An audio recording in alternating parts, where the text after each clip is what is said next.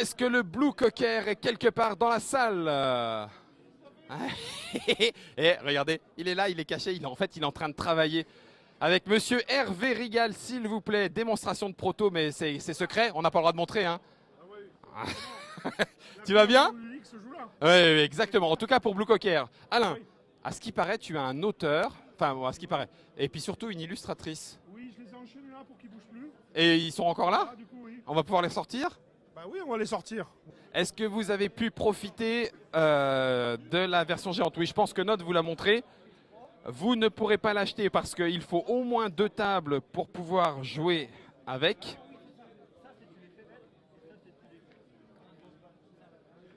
Salut Max. Et il va falloir que tu passes en dessous de la table, on dirait. Anne, on l'avait vu, Anne, puisque du coup Alain était venu nous voir avec l'illustratrice. Donc on avait pu voir Anne Heitzig, je le dis presque bien. Salut Max. Bonjour. Bien, il va falloir que tu te présentes un petit peu. Oui, bonjour. Moi je suis Max. J'ai toujours fait un peu des jeux et là j'ai la chance ou la malchance au choix de travailler avec Alain. Voilà, ça peut être dangereux parfois, on ne sait pas trop.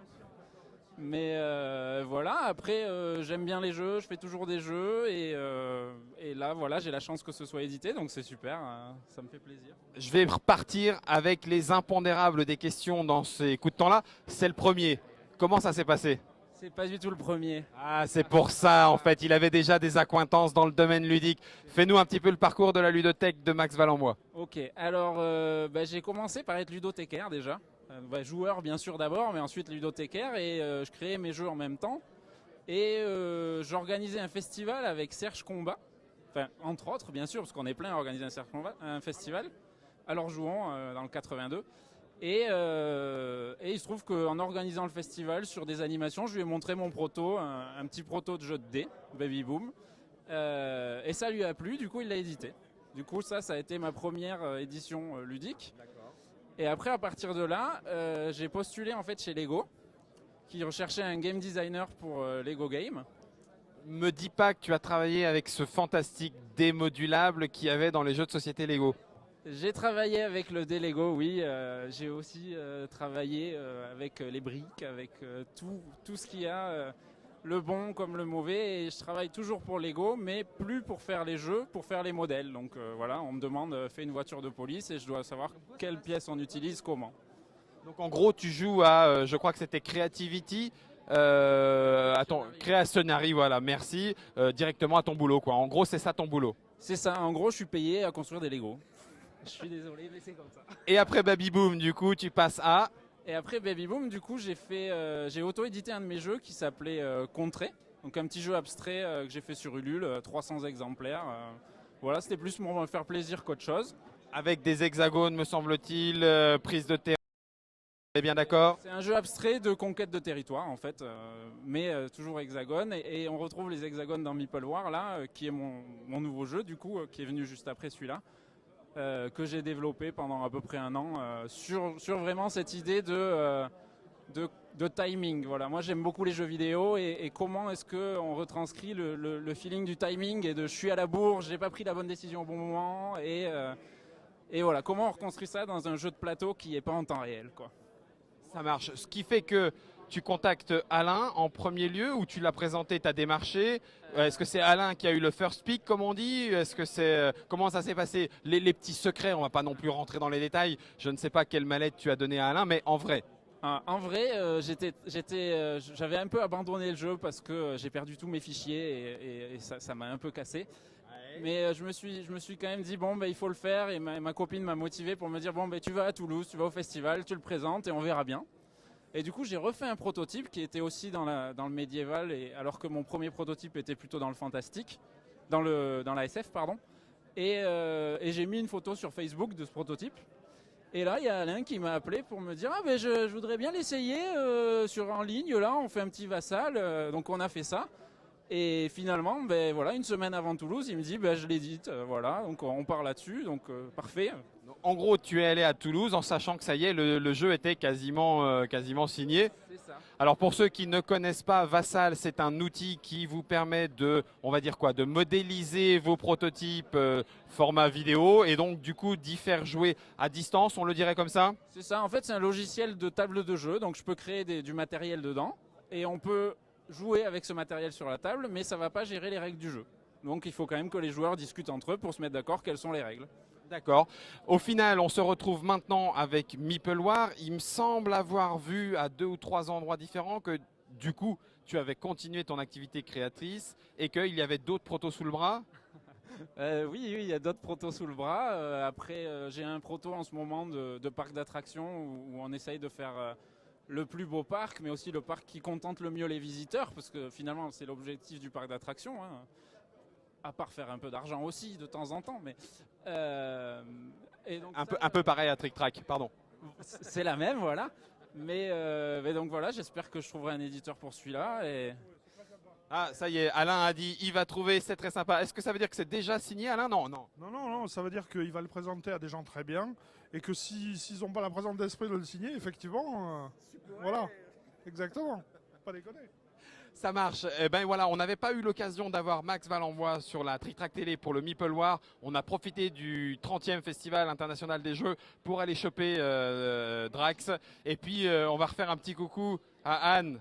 Anne, allez, Anne. On a le boss derrière, alors du coup ça va être un petit peu chaud. Vous inquiétez pas, la caméra c'est Note qui la tient, mais c'est la fatigue. Anne, je vais mettre le micro tout près de ta bouche, donc ne recule pas au fur et à mesure parce que je ne t'agresse pas, c'est ton espace privé, il n'y a pas de souci, c'est juste pour qu'on t'entende bien. Alors tu viens de passer ta première journée Festival international des jeux de Cannes face au public, dédicace dans les boîtes, poignets courbés, tu te sens comment là juste en ce vendredi soir? J'ai très mal aux épaules, mais sinon ça va, c'était sympa et puis j'étais bien accompagnée, donc c'était cool.